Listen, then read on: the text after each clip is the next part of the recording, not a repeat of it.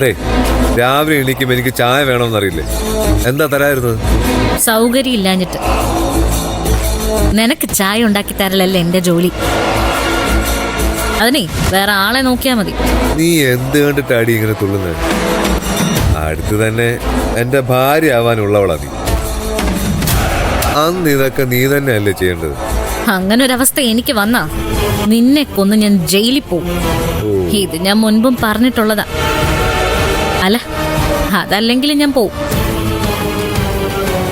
എന്റെ നിത്യമോളുടെ കൊലയാളിയെ പരലോകത്തേക്ക് അയക്കാനാണല്ലോ എന്റെ തീരുമാനം. അപ്പോ ഞാൻ അതങ്ങ് നീ അങ്ങ് ഉറപ്പിച്ചോ? നീ അല്ലാതെ വേറെ ആരും അത് ചെയ്യില്ലല്ലോ. തെളിവ് വല്ലതും ഉണ്ടോടി നിന്റെ കയ്യില്? വെറുതെ എന്തെങ്കിലും വിളിച്ചു പറഞ്ഞാ പോരല്ലോ. എനിക്കിനി ഒരു തെളിവിന്റെ ആവശ്യമില്ല.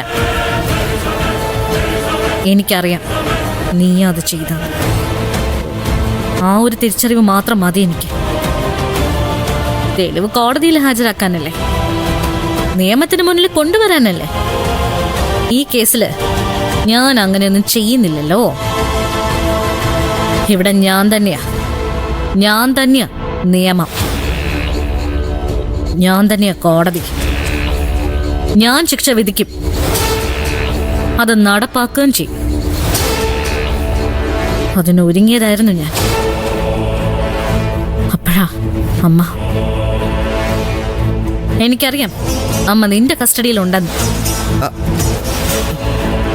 അമ്മ എനിക്ക് ജീവനോട് പുറത്തു കൊണ്ടുവരണം.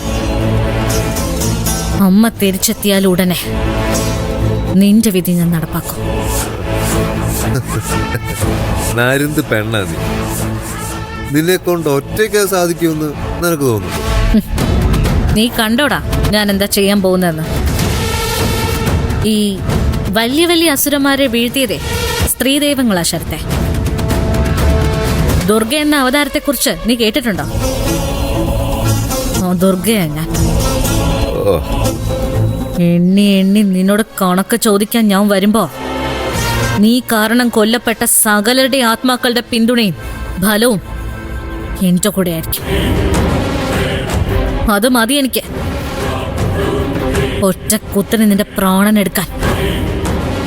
മരണം നിന്നെ പൊതിയുമ്പോ നീ കരയുന്നൊരു കരച്ചിലുണ്ട്, അത് കേൾക്കണം എനിക്ക്. മരിച്ചുപോയ സകലർക്കും ഞാൻ ആ കരച്ചിൽ ഡെഡിക്കേറ്റ് ചെയ്യും. ഒരുങ്ങിയിരുന്നോ നീ? നിന്റെ അന്ത്യം അടുത്തു കഴിഞ്ഞു.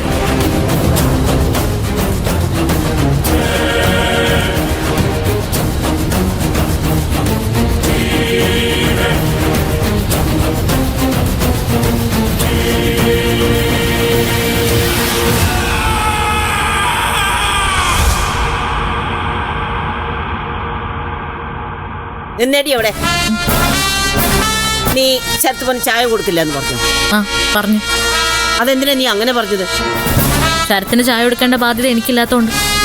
എന്താ ഞാൻ കൊടുക്കണമായിരുന്നു? കൊടുക്കണം, നിർബന്ധമായിട്ട് നീ കൊടുക്കണം.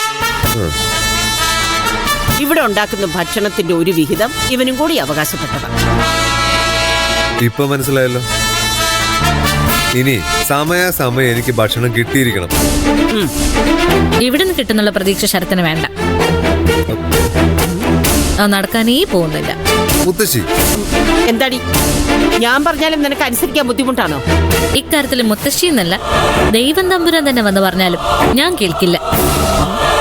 അതെ, നിങ്ങളുടെ ഓശാരമൊന്നല്ല ഞാൻ ചോദിക്കുന്നത്, എന്റെ അവകാശം. ഞാൻ ഈ വീട്ടിലൊരു പേയിങ് ഗസ്റ്റ് ആണല്ലോ. ഒരു പേയിങ് ഗസ്റ്റിനെ മാന്യമായിട്ട് നോക്കേണ്ടത് ആ വീട്ടുകാരുടെ ചുമതല. അതുകൊണ്ട് സമയത്ത് എനിക്ക് ഫുഡ് കിട്ടിയിരിക്കണം. ആ ചായ